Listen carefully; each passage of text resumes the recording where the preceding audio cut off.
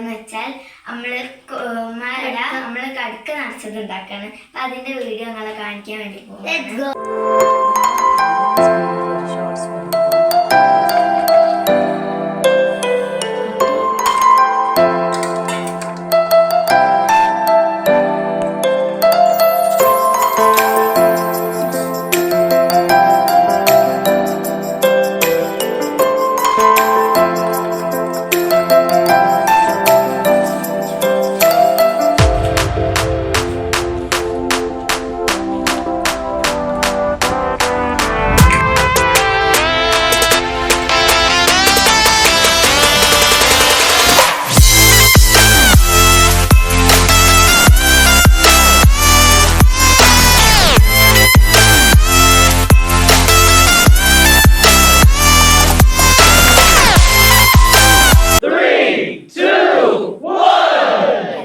അപ്പം റെഡി ആയിട്ടുണ്ട് കേട്ടോ സാധനം.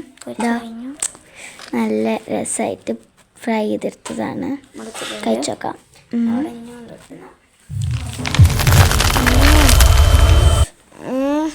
നല്ല ടേസ്റ്റ് ഉണ്ട് കേട്ടോ. എന്നാൽ ഓക്കെ, ബൈ ബൈ.